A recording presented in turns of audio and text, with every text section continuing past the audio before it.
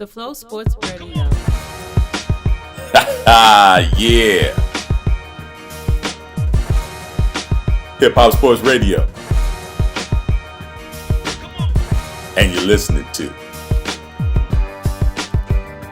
The Flow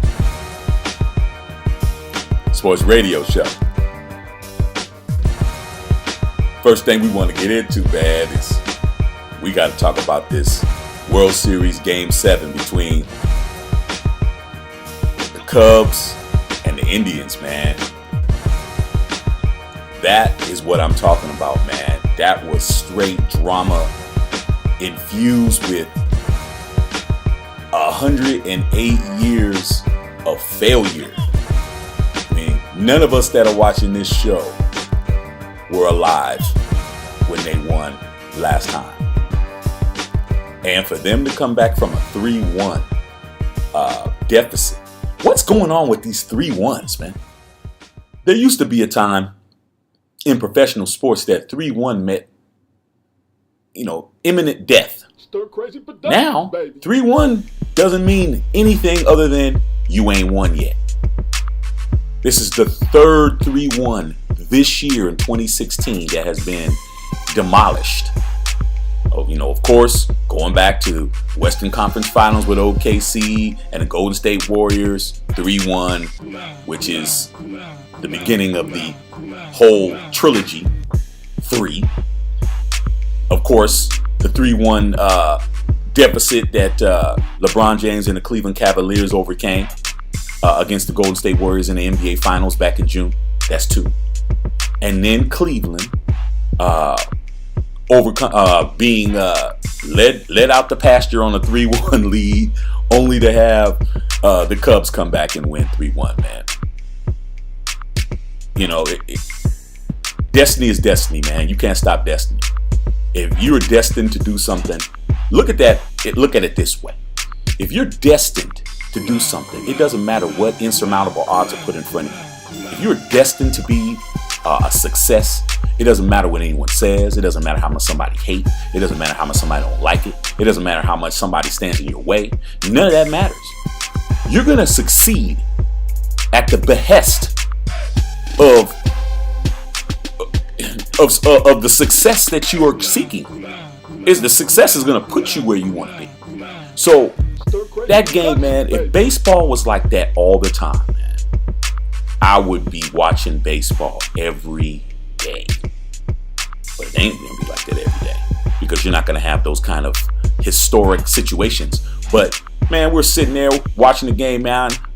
Went out and had me some nice Japanese food. When we were sitting there watching the game, man, and when Rajay Davis in the 8th inning hit that 2-run bomb and tied the game up, I was like, wow, man, this is better than any movie that you can go see right now in the theater. It was actual theatrics being played out on a field of play. It was wonderful, man. But at the end of the day,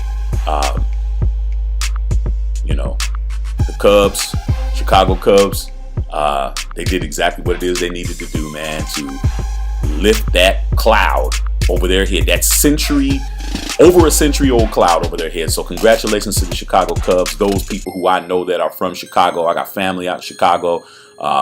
Even though most of y'all I know aren't Cubs fans, you guys are White Sox fans. It's still good for the city, and hopefully this will provide some peace and some tranquility out there, and hopefully nobody got hurt out there.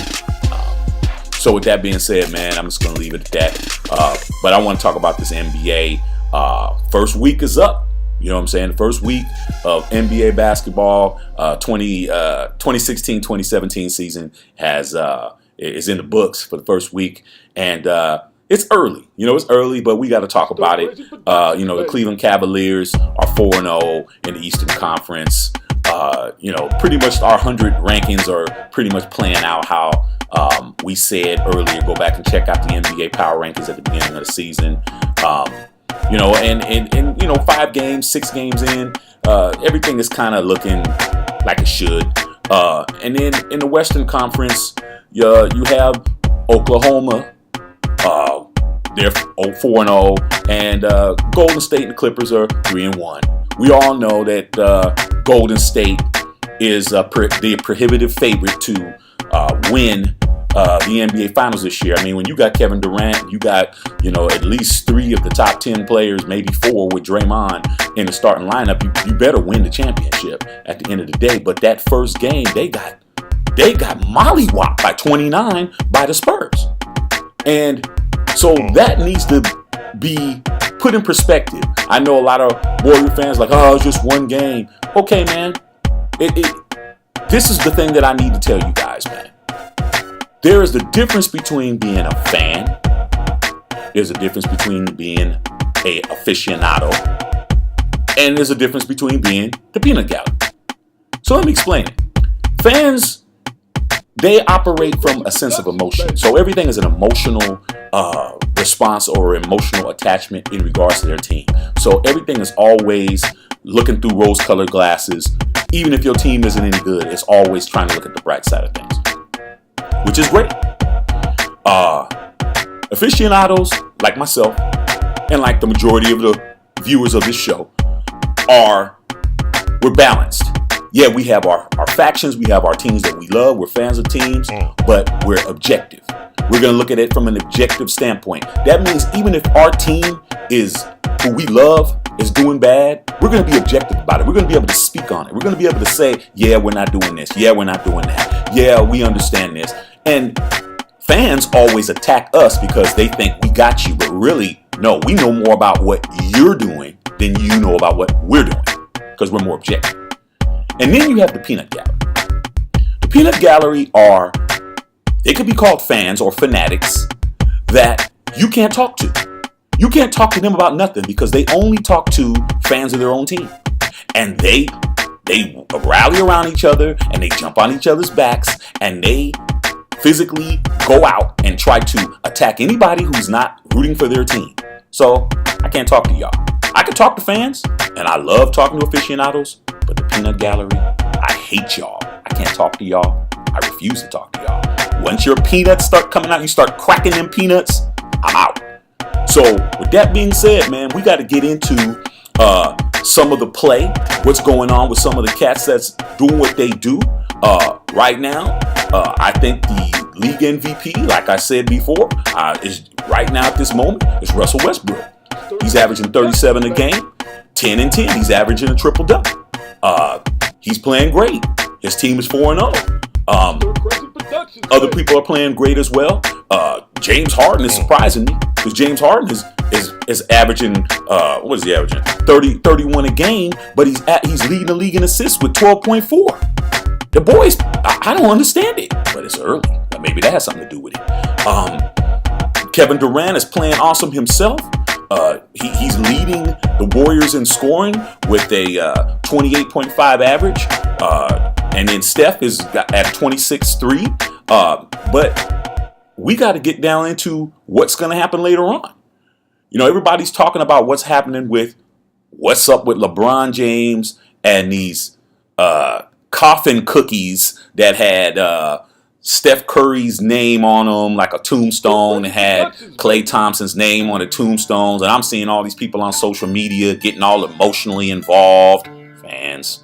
And LeBron is this and he, that's not cool and all that kind of stuff. Man, let me tell you something, man. Basketball is like every other sport.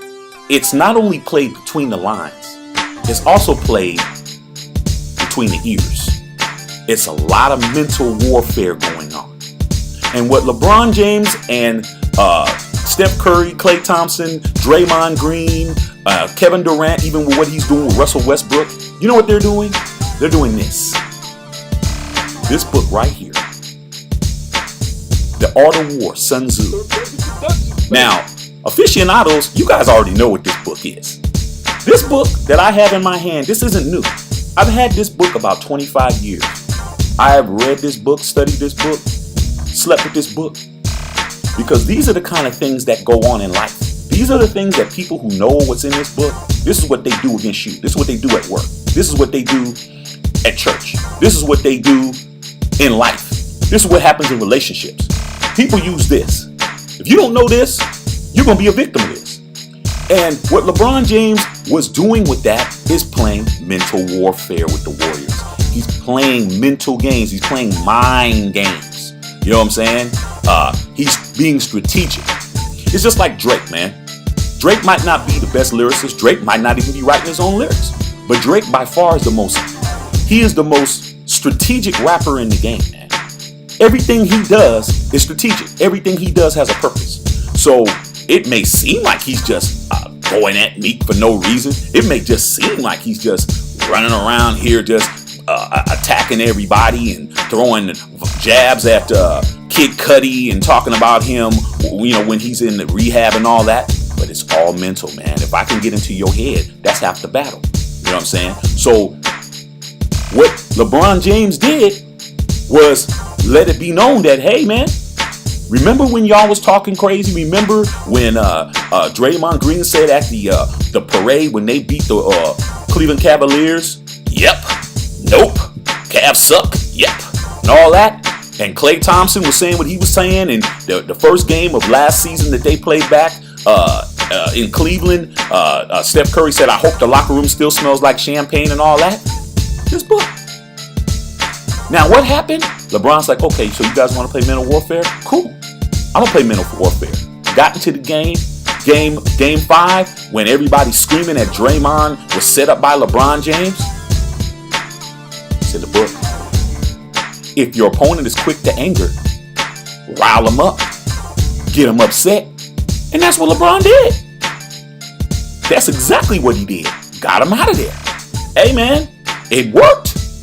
So at the end of the day, the winner gets the spoils. So whoever's the winner gets to talk crazy, gets to say what they want, gets to do what they want. Whoever's the world champion can do what they want. When the Warriors win the championship, if they win the championship, I guarantee you they're going to go at LeBron. If LeBron wins the championship again, I guarantee he's going to go at them. But you guys are going to be the emotional ones. We're not. We're going to stay aficionados over here doing what we do. But at the end of the day, man, the season's early.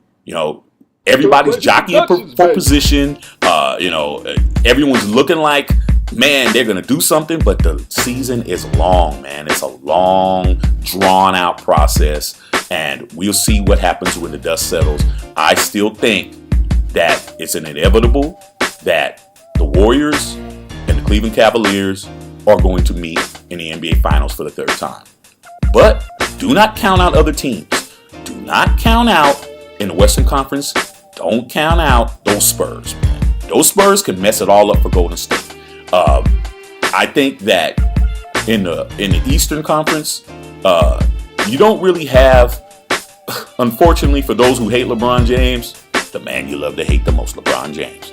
I don't think that there's too many teams that he can really lose to. You know what I'm saying? Out of the East. Just quickly, Boston's 3-1, Chicago's 3-1, the Raptors. Okay, those 3 teams have a possibility, man, but we all know that those cats can't hang. And then Oklahoma. And just the really quick, in regards to what Kevin Durant said about Russell Westbrook and how he's trying to, say, oh, Russell's still my brother, Russell's still my homie, me and Russ, me and Russell West and all that stuff. Man, art of war, baby. Art of war. So, but until then, game on. Game on.